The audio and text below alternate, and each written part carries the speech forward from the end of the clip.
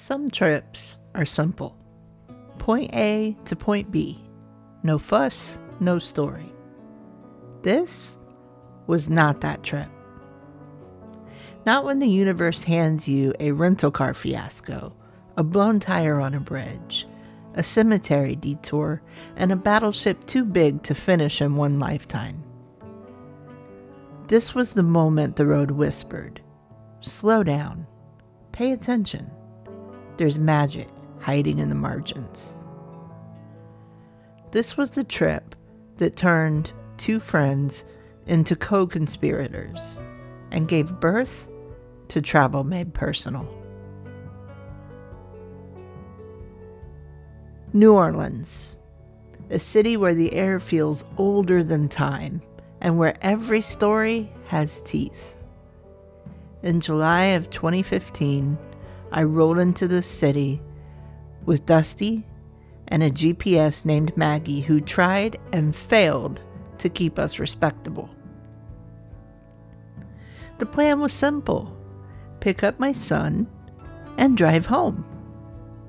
But the road chuckled, cracked its knuckles, and said, "Oh, honey, you're not ready."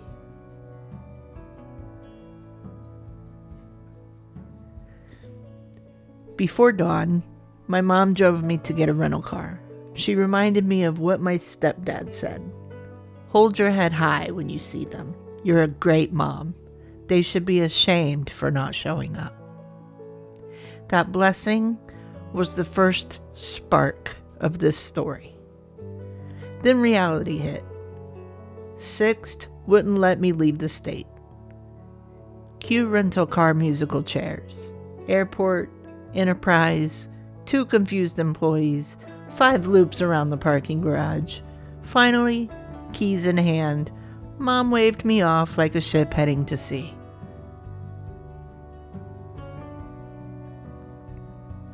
I picked up Dusty, my ride or die, though neither of us knew it yet. Her mom rushed out and wrote down the make, model, and license plate like she was logging evidence. She locked eyes with me and said, "If she doesn't text me, I will call everybody." I nodded. Dusty shrugged. Murph cackled from somewhere in the trunk. We grabbed McDonald's so I could take my meds and hit the road, with Maggie the GPS leading the way into immediate confusion. Instead of guiding us north, she dragged us onto rural roads where the only landmark was a pair of trees shaped like penises. Yes, plural. You can't unsee it. Eventually, Maggie found I-75. We cranked the radio and the road opened its mouth.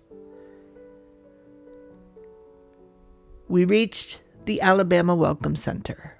Dusty, being from Alabama, lit up like a firecracker. We grabbed pamphlets for scrapbooks we didn't know we'd make, posed at the Sweet Home Alabama sign, and noticed a missing flag, taken down during the Confederate flag controversy. History leaves fingerprints everywhere. Bridges rose, one after another. Dusty white-knuckled her camera as we approached the Mobile Tunnel. She panicked, but she took pictures. A queen. We saw the USS Alabama looming across the bay. I whispered, "My son would love that," and tucked it away for later. Then the radio spun into Yo Gotti. He hit us with a line, "Nacho cheese." We ascended into absurdity, and it became our unhinged inside joke for the rest of the trip. Then, boom! A speeding sedan roared past and something smacked our car. I felt the rumble, pulled over on a bridge, rear left tire, gone. Of course, Murph chose a bridge. Straight chaos, no shoulder, no mercy. I dragged out the spare and jack, and because I do everything the hard way, put it on sideways. Just when existential despair kicked in, a voice said, "Do y'all need help?" We levitated. A young couple, Javier and his wife, had pulled over. He swapped a tire with a magical jack I'd still trade a kidney for. We thanked him like saints. They vanished back into traffic. Next exit, Mississippi Welcome Center, and randomly, NASA. Enterprise said we could keep going. Tire Kingdom guy agreed. Zoom. We crawled across the giant bridge into NOLA, Dusty photographing hurricane-shredded ruins just to stay sane.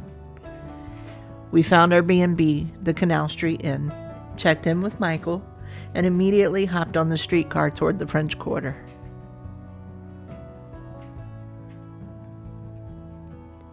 The French Quarter is a city of contradictions. Party plus prayer, magic plus misery, history plus heat. Dusty and I slipped into the flow. Drummers, blues bands, street poets. One guy roasted tourists in freestyle verse worth every dollar in his bucket.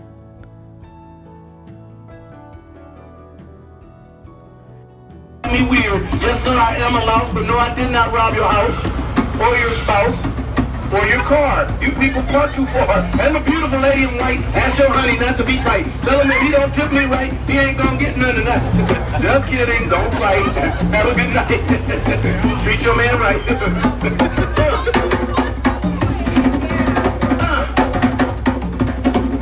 Hey, bro, what about the food, man? You know that's kind of rude. You ain't offering me none, dude. I'm getting a little attitude. Never mind, it's already chewed. And that beautiful lady there in purple, she walks slowly like a turtle, and her name is Myrtle. Watch out for that guy, he looks fertile. I got stuck. Sometimes that's a luck. Sometimes my rhyme sucks.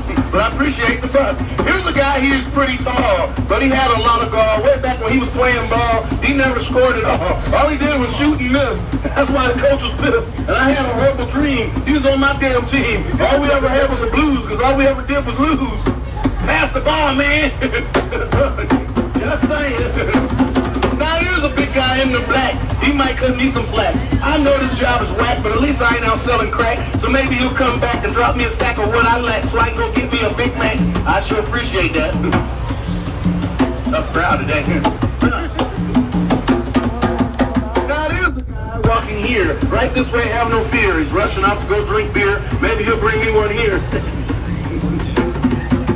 Now everyone that sound outrageous, but trust me, it's not contagious. Only comes and goes in stages. Those of you who are courageous, help a brother to earn my wages while I'm out rattling on your cages. After that, to turn some pages, then right through distant stages. Thank you, sir, you're so nice. You added spice into my life. Now I can feed my ugly wife before she come and take my life. I tell you, my wife gets mad. When she is, she's really bad. I wish I never had, but apparently I'm her baby dad. I said, okay, my bad. But I had 2 requests, politely suggest we get us a DNA test. I was feeling a little stressed. Because, ma'am, you understand, the baby looked like a mailman. All I can do is shake my head. His eyes are green and his hair is red. I said, wait a minute, lady. This situation is shady. You sure this is my damn baby? She said, I don't know, maybe. I said, wait. I started to get a little irate. And then she got really jive. She said, you in the top 5? I don't know how she survived. My ex-wife lucky to be alive.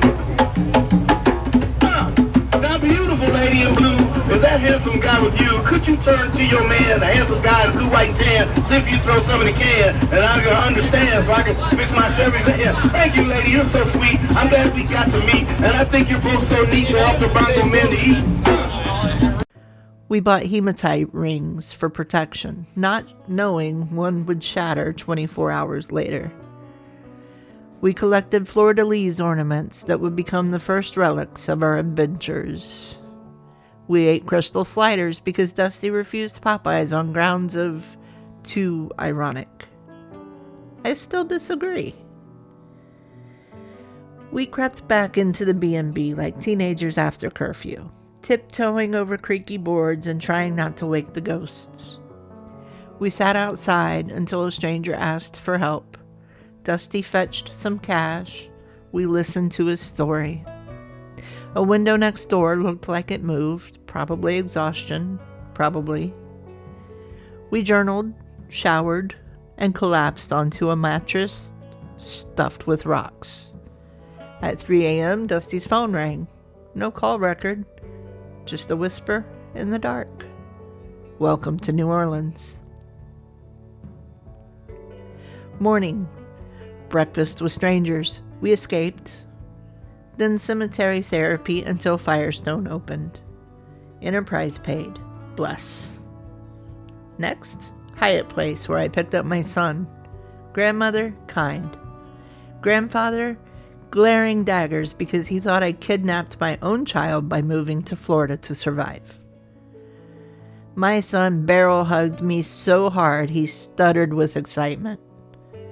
We grabbed Taco Bell and Neon Starburst, slushy shame, then tried to catch a tour of St. Louis Cemetery No. 1. Wrong street, no parking, we missed it.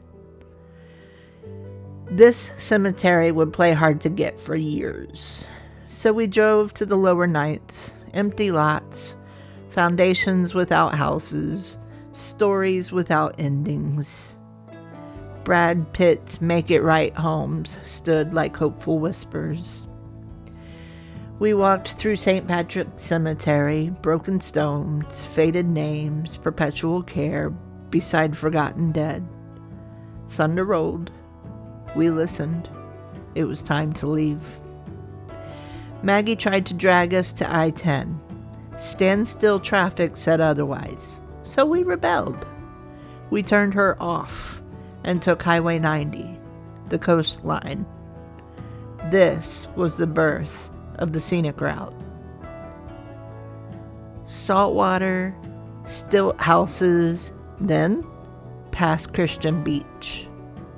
White sand, calm water, a crab burying itself at our feet. We gathered shells, took shadow pictures, laughed in the wind. Then Waffle House, because religion.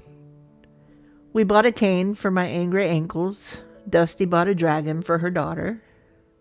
Night swallowed us, and hotel after hotel said no. Finally, Sarahland. 1 room left. Fate. Shawshank Redemption on the TV. Iced ankles. Dusty uploading photos, and my son glued to his laptop. It felt like home. Morning brought us to the USS Alabama, Iron Giant, floating city, ghost of war. We watched a short film, then climbed aboard. My son manned the guns with full sound effects. Dusty froze at the steep stairs, so my son and I climbed alone, to the top deck, to the captain's quarters, to the view. We promised each other to come back for below deck, a sacred pact. In the hangar, my son handed Dusty the camera, and her hermetite protection ring shattered on the floor. Foreshadowing? Probably. My son rode the simulator. I bought our first guidebook, not knowing I'd one day build a library of them. We hit the road toward home. Storms, accidents, getting lost, finding our way. We dropped Dusty off, then crawled the rest of the way home. My journal bursting. My heart changed. We started this journey with a plan to go straight home, but the road had other ideas. It blew a tire, rerouted our hearts, and whispered a truth we'd never forget. The best stories aren't the destination. They're the stops you never meant to take. This trip turned a mother on a mission into a traveler on a quest. It tied me and Dusty. It showed my son the world.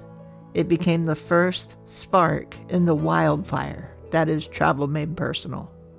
And from that day on, we never took the straight path home again. We chose wonder. We chose the scenic route. We chose story. Next time, Dusty and I return to New Orleans and everything gets weirder.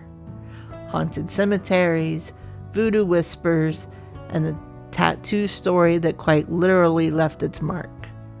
Subscribe, buckle up, and as always, break for the strange.